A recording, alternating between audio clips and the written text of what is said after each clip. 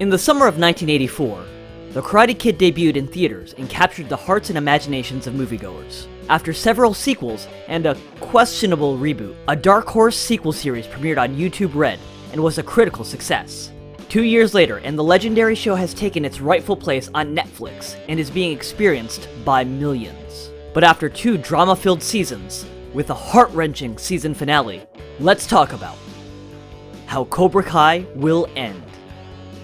Before we begin, a quick point on pronunciation.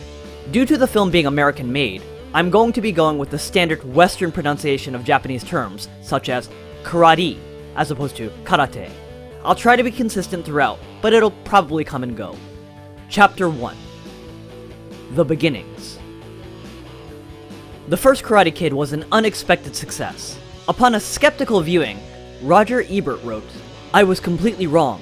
The Karate Kid was one of the nice surprises of 1984. An exciting, sweet-tempered, heartwarming story with one of the most interesting friendships in a long time. The Karate Kid is a sleeper with a title that gives you the wrong idea. It's one of 1984's best movies." At a glance, this film should have failed, given that it was made during the karate ninja boom of the 80s, amidst a plethora of A, B, and C movies trying to leverage the trend of the fighting arts of the mysterious East. Even the title seems like it should be a hokey kids movie. However, the stars aligned perfectly, from an interesting character-driven premise, a great team who believed in the project, and a cast which included the late, great Pat Morita. The Karate Kid transcended the noise and rose above its nominally martial arts-focused premise. Karate was not the singular focus of the story, or a random, meaningless plot device. It was a vehicle to explore the struggles of the various characters, as well as the father-son relationship between Daniel and Mr. Miyagi. Really, you could replace karate with any other sport, and The Karate Kid would still be a pretty solid movie. It would certainly be less iconic, but it wouldn't be a terrible film. These things not only made The Karate Kid a huge critical success, but made it a staple of American pop culture. Popular quotes like, "Wax on, wax off. Sweep the leg."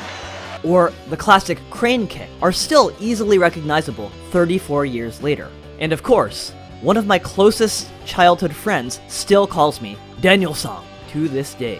The fact that The Karate Kid was able to remain active in the American pop cultural landscape is what planted the seeds of what would become Cobra Kai. Cobra Kai was the result of an opinion among not only fans, but actors from the original movie, that Daniel was really the bad guy. Or, at least, neither Daniel or Johnny were so clearly innocent or guilty. He is not the Karate Kid! The Karate Kid was William Zabka, star pupil of the Cobra Kai dojo, whom this monster defeated with a cheap, illegal head kick in the most tragically haunting film ending of all time. Eventually, a series was greenlit, taking place in the world of the original Karate Kid. The main protagonist would be Daniel's rival, Johnny Lawrence, as he tries to rebuild his life after eating a foot to the face. Season 1 set the stage by showing us the lives of Johnny and Daniel and the reignition of their passion for martial arts, but also their 30-year-old toxic rivalry. Season 2 has the sensei scramble to get new students in a philosophical battle over the soul of karate. The second season ends with neither teacher living up to their ideal vision of the art, and both teachers failing to protect their students from their own biases, from each other, from themselves.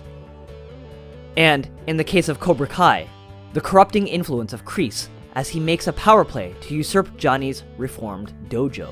The only way for the series to end is for Johnny and Daniel to truly reconcile, not only personally, but also in terms of their respective stylistic philosophies. Narratively, Daniel's Miyagi-Do and Johnny's Cobra Kai must merge into something new and stronger.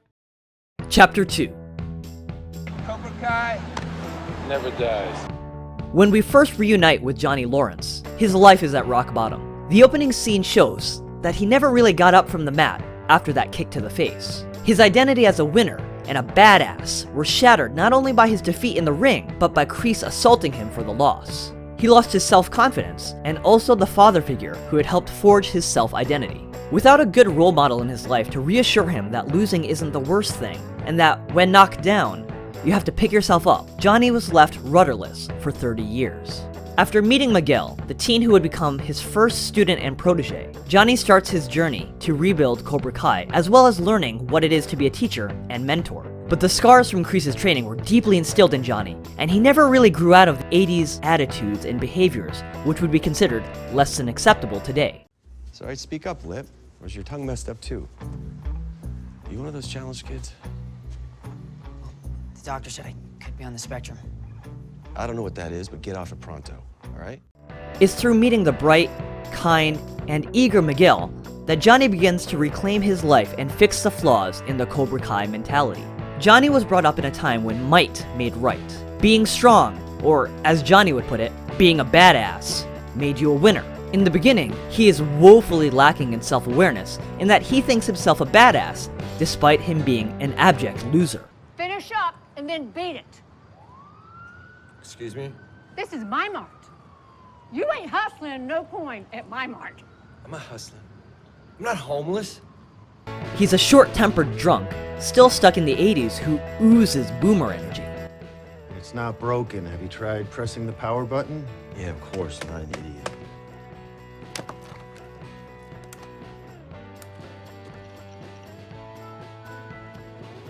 Have you seriously never owned a computer before? Yeah, I'm not a nerd. He's also a deadbeat dad who has little to no relationship with his wayward son, Robbie. In the beginning, Johnny's Cobra Kai has all the same strengths and shortcomings as Kreese's Cobra Kai. It teaches the students to fight quite effectively, and through hard training, through tough love, and indeed, a little bit of bullying. Very quickly, the students become tough and confident, every bit the badasses who are capable of standing up for themselves. But as Johnny's initial students grow in confidence and skill, their arrogance grows exponentially as well. He has essentially created a new generation of bullies in the mold of he and his buddies from the original Karate Kid. However, throughout the first season, we see the kids who seek out the aggressive fighting style as a means of badass empowerment are those who feel powerless. We learn that young karate stud Johnny was also once a sensitive kid who was regularly put down by an abusive stepfather. He too sought a way to fit in, and the original Cobra Kai successfully provided that for him. We learned that in the 80s, karate was to the Valley what football is to Texas, and Johnny was the king of the karate scene before his dethronement by Daniel. Defending champion, showrunners of the Cobra Kai! The singular factor holding together the entirety of Johnny's identity, karate, and his dominance in it, for his age group. Hey! Hey, come on! Hey, where you going? Was taken away, leaving him unaware of who he was. He was popular because of karate. He could get girls because of karate. He could ignore his insecurities and troubling home life because of karate. But without it, who was he? Kreese never encouraged Johnny to be a well-rounded person, or even taught that defeat doesn't make you a loser. Kreese didn't teach the importance of doing your best and being honorable. So of course, it was a life-altering moment when Johnny lost to the punk kid from New Jersey. Not learning from his own destructive upbringing and indoctrination at the hands of Kreese, Johnny initially is very tough on Miguel. Even though we still see that Johnny is fundamentally different from Kreese, he's never cruel to Miguel for the sake of being cruel. Johnny still perpetuates a philosophy, which on its own can be dangerous, especially to young minds who don't understand nuance. Strike first, strike hard, no mercy, sir!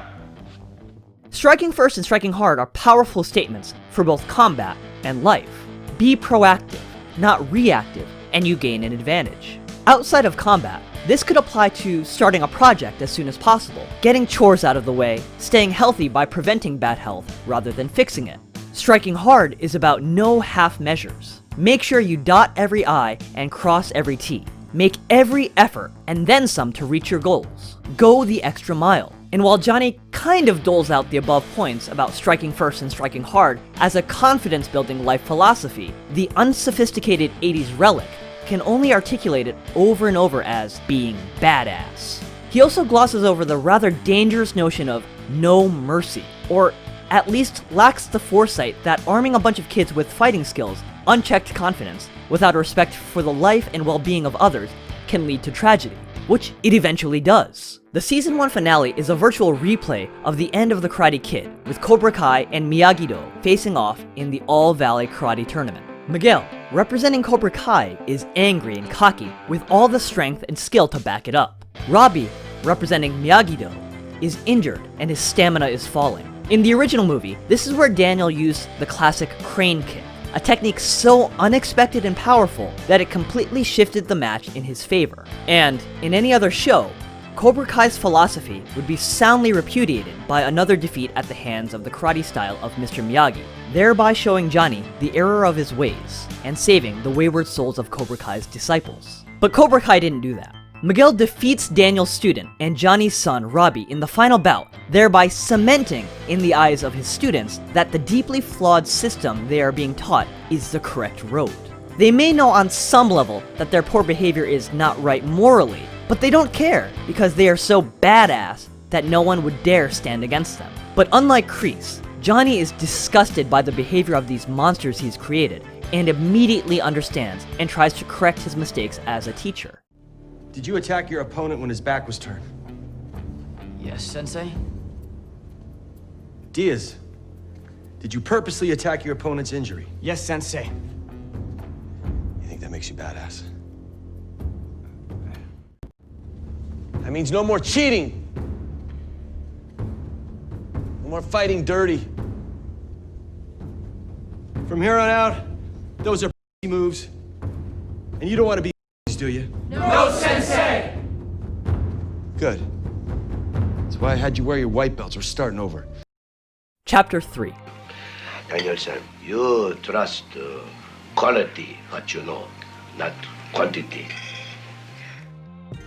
Despite Johnny being the viewpoint character and primary protagonist of the show, Daniel makes his glorious return early in the first season. The reverse of Johnny, Daniel has been successful since moving from Jersey. He opened up a chain of high-end car dealerships after finding a love for cars, working on them with Mr. Miyagi. He is solidly in the upper class, with a membership at the country club, a big house, but most importantly, a loving family. In general, the LaRusso family is doing quite well for itself, thanks to the hard work of Daniel and his wife Amanda. While Johnny had a violent mentor who valued his students only as far as they continued to win on his behalf, Daniel was fortunate to have the wizard-like Mr. Miyagi as not only a mentor, but a surrogate father. Miyagi also helped Daniel discover strength and confidence through karate. But that wasn't the extent of how he shaped Daniel. Unlike Kreese, Miyagi provided Daniel with context and depth to the way of the fist. He tempered expectations of violence. There were times when you were scared to fight?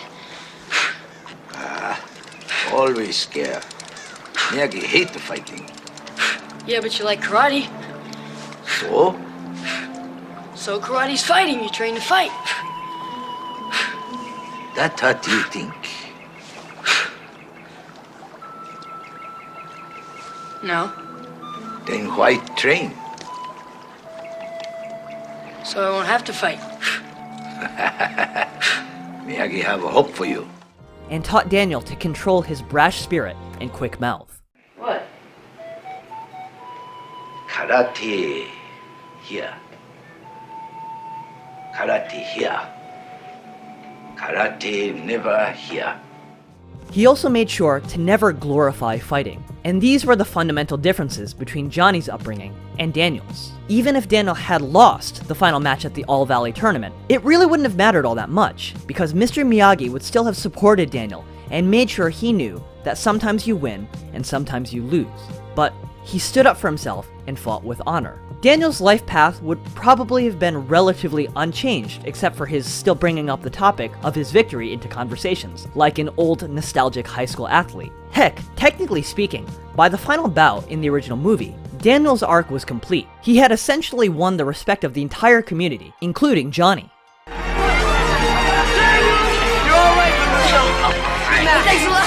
The Karate Kid grew older and became the karate middle-aged man. He had fallen from an active karate practitioner, but it wasn't finding a worthy pupil which reignited his desire to once again don the iconic headband, but rather Johnny's reopening of the Cobra Kai dojo. His motivations are already a red flag.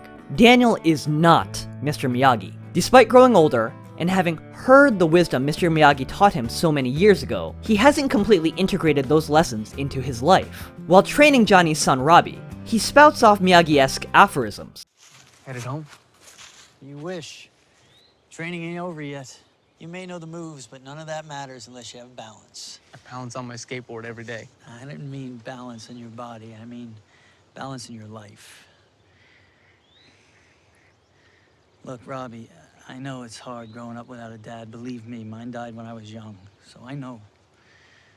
But when those bad feelings all weigh you down, you gotta search inside for the good stuff, you know, and just then you could find some balance in your life.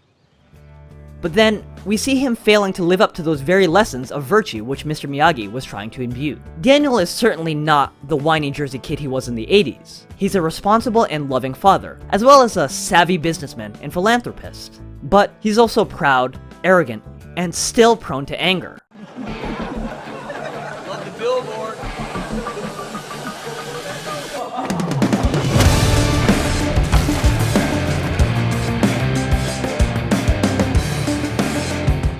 In fact, his first reaction upon discovering Johnny's fledgling dojo wasn't to reconnect with his own karate skill and try to counter the dangerous methods and ideas of Cobra Kai by spreading a more enlightened philosophy, but first, to angrily confront Johnny in his own dojo, then to leverage his business connections to try and put Johnny out of business.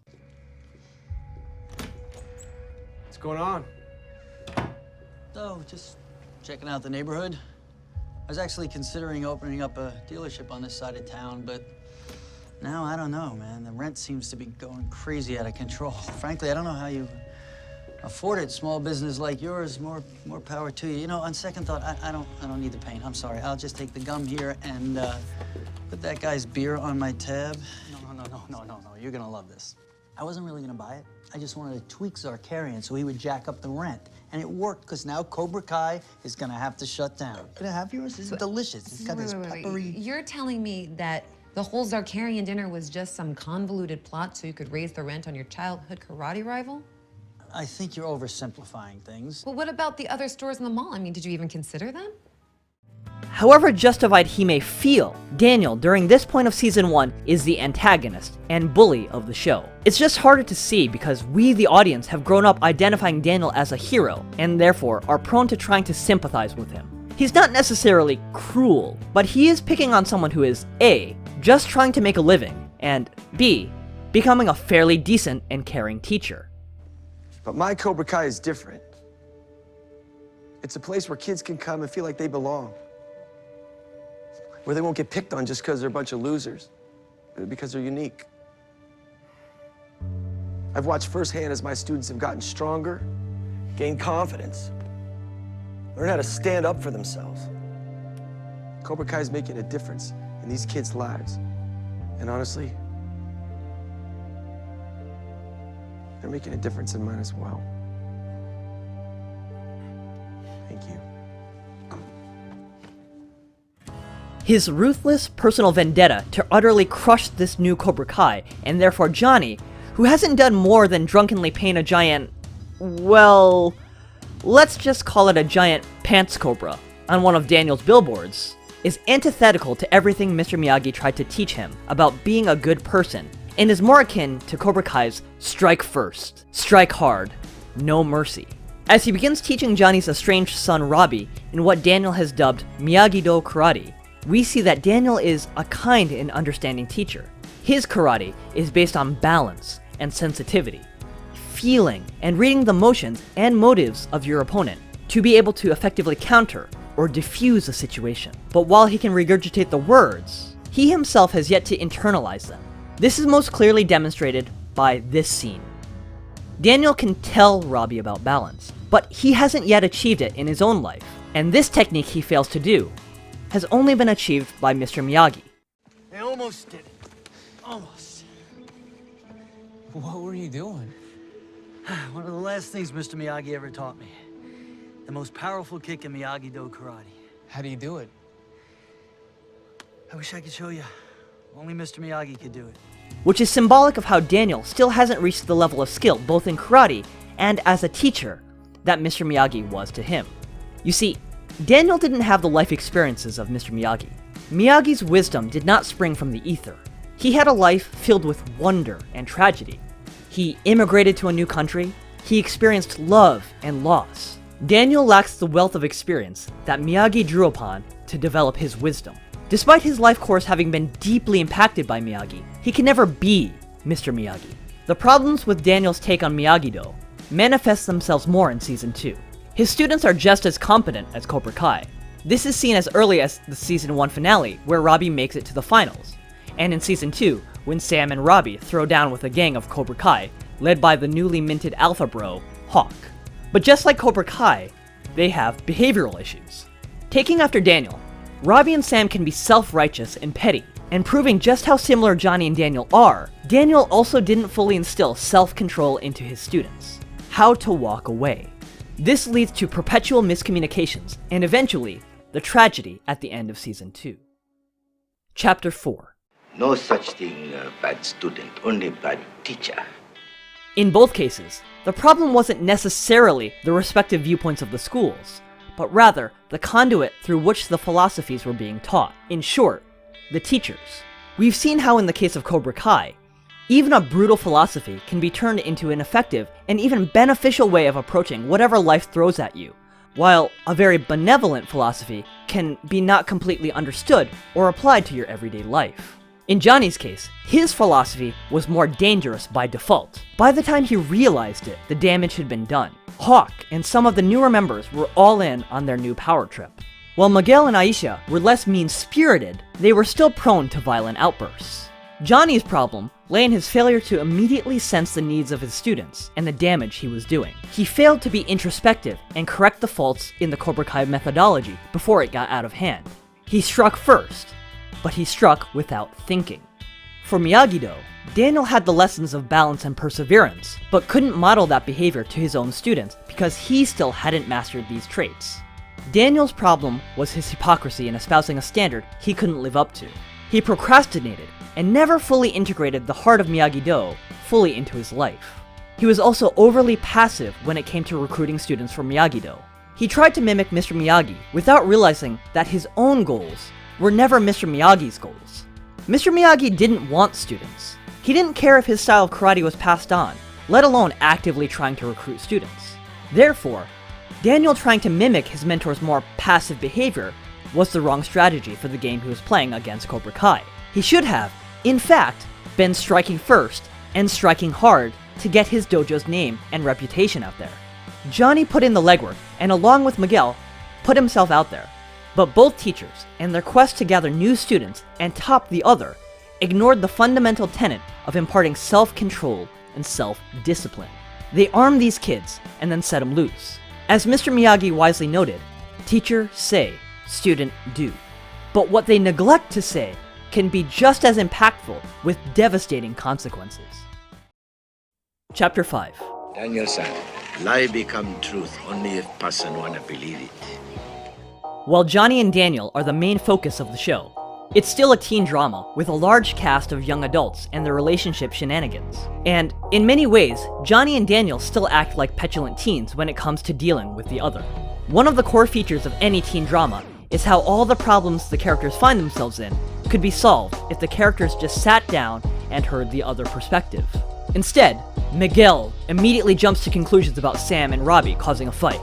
Daniel sees that Cobra Kai is being reopened, and instead of sitting down with Johnny to see if he's trying to revive Kreese's dangerous philosophy, he barges in and threatens him, as well as trying to sabotage his fledgling business. And just when we see a glimmer of hope for Johnny and Daniel to overcome their differences and have their Rocky 3 moment, the conflict flares up again because Daniel is unwittingly training Johnny's son Robbie, which causes a new rift. This never gets resolved by the involved parties sitting down and acting like mature adults. Instead of trying to understand the perspective of others, almost all the karate practitioners of this show are deeply entrenched in their philosophies and choose to zealously believe their prejudices about the others. Perspective and empathy. That's the key. Teens are so self-absorbed in the real world, and even more so in fictional universes, that they lack the capacity to view other perspectives. But what about Johnny and Daniel? What's their excuse?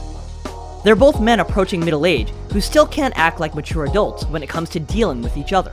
This pettiness has passed on to the next generation. The fact that the respective hatchets can in fact be buried is seen on several occasions when Johnny and Daniel are forced to spend time together. And it turns out they not only can be civil to one another, but could probably be very good friends once they get past their past. They have a lot in common, and it's a pretty fun chemistry. What? It's badass. Let's go, Carmen. Have a good night. Good night, LaRussos. I don't believe it, not for a minute. I didn't say yes. Oh, come on, one time. You know, like at the end of Rocky 3. Yeah, Rocky Rocky and Apollo fight for fun. Yeah. Okay, all right, one time, and one time only. It is on. Chapter 6. Whole life have a balance. Everything be better. Johnny and Daniel at the start of the show are opposite sides of the same road. Both no longer practice karate due to the fallout from what happened in the first movie. Johnny, because he lost his support system and confidence, which sent him into a spiral and turned him off the idea of karate. Daniel, because the lessons and confidence he learned, he was able to leverage into a successful life, which made him unable to dedicate meaningful time to the practice of karate. Upon opening their respective dojo, they fall back into the training methodologies and mindsets to which they were indoctrinated. Hey! Show me wax on, wax off. Hey! Hey! Hey!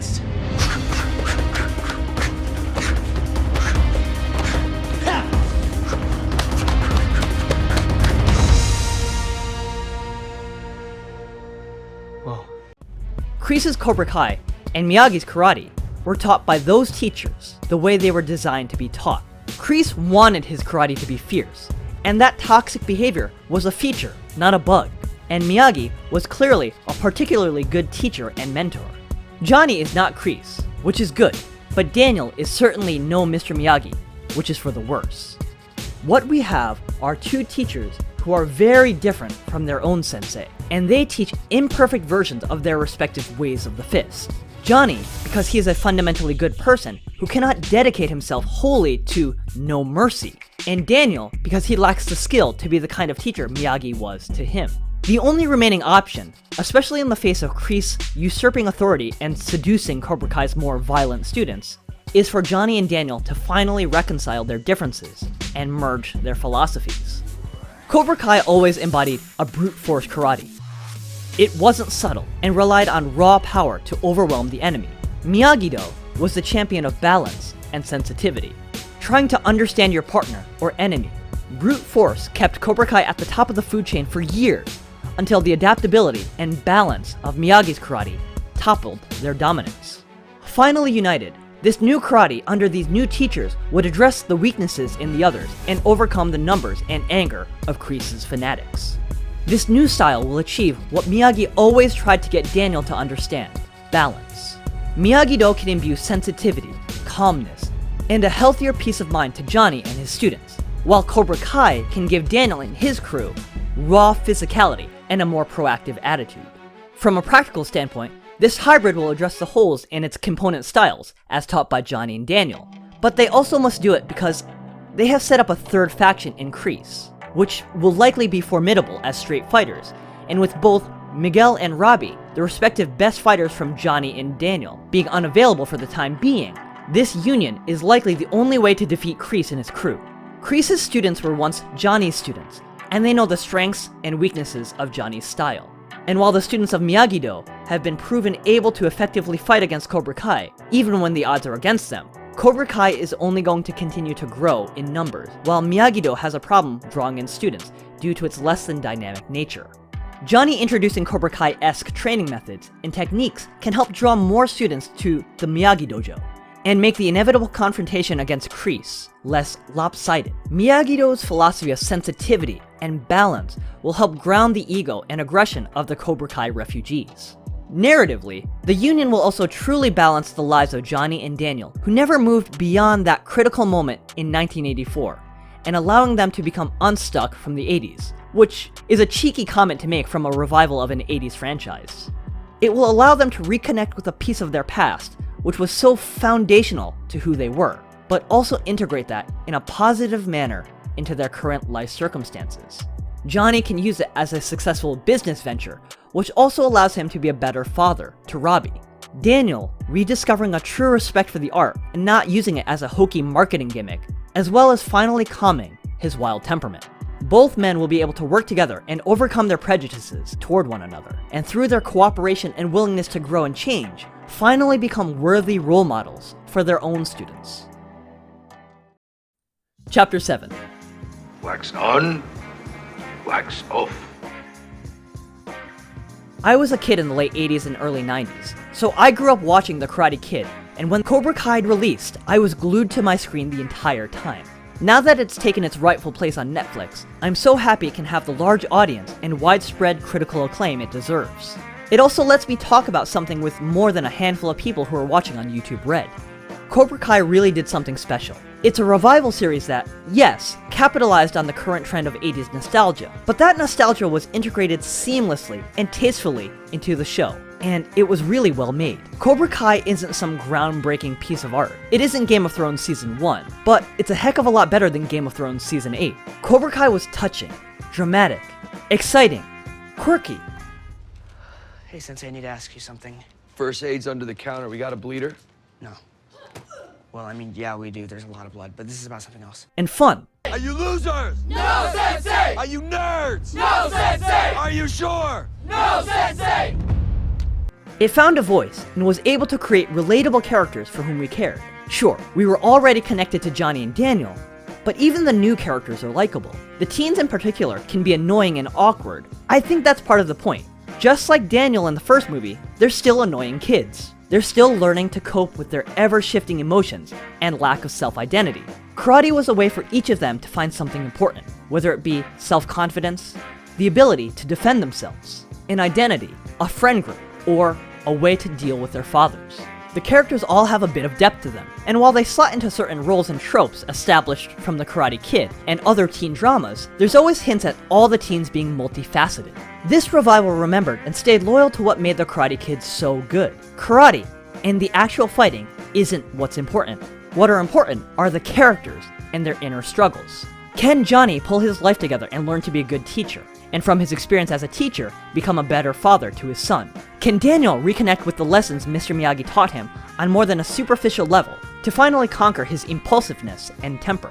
Can the kids gain confidence and overcome their respective inability to communicate with one another without resorting to violence? Just like the first movie, karate was a plot device to help the audience explore these characters and chart their growth. Sure, the fight scenes are cool, as well as the various training methods which Johnny and Daniel employed.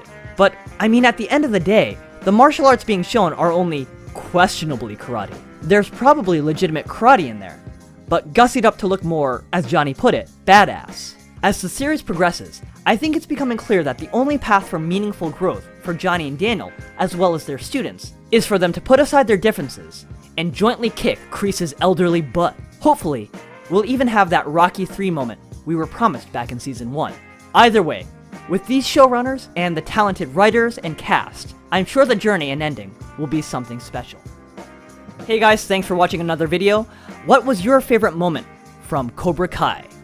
Comment down below. As always, hit subscribe, hit like, hit bell for notifications when I release a new video. Have a good day, nerds.